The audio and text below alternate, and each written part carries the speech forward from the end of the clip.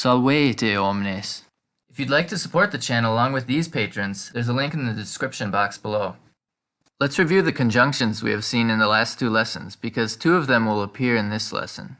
The two that we will see again are igitur and tamen. Igitur means therefore, and tamen means however. Autem also means however, and we also saw enim, which means for or because. Let's go to the story now.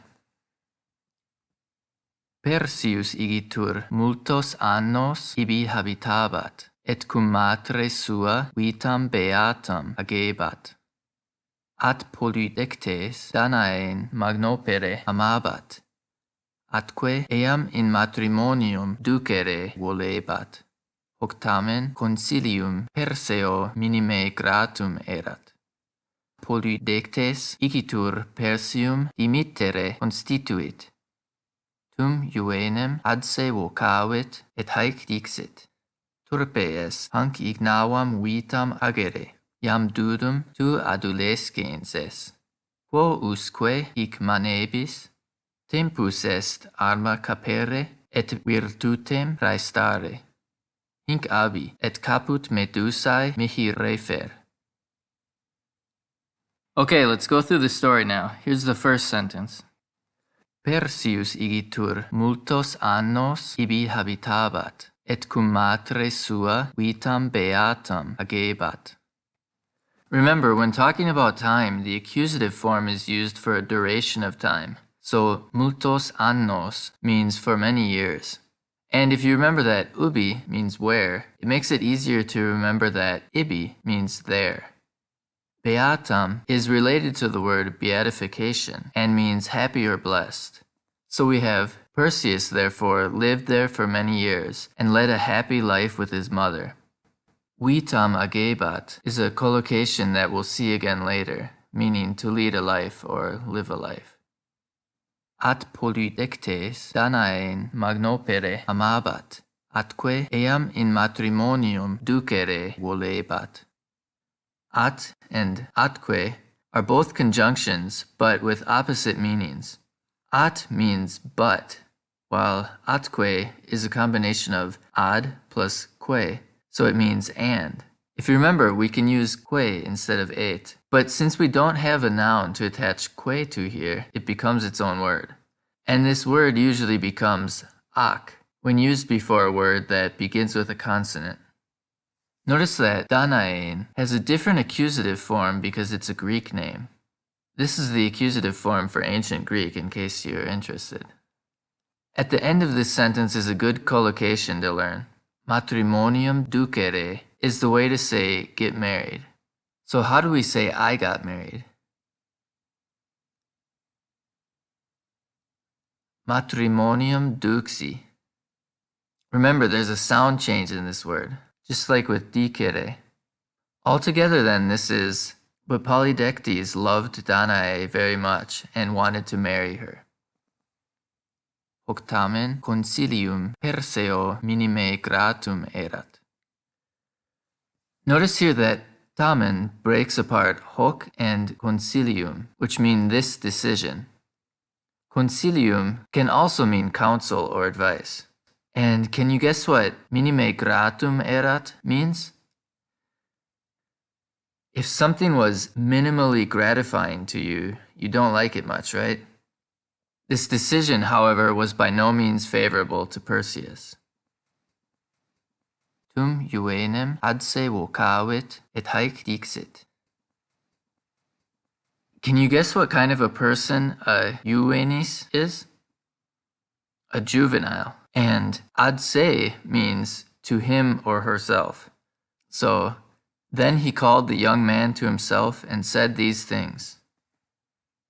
Turpe est hanc ignavam vitam agere, iam dudum tu adolescens es.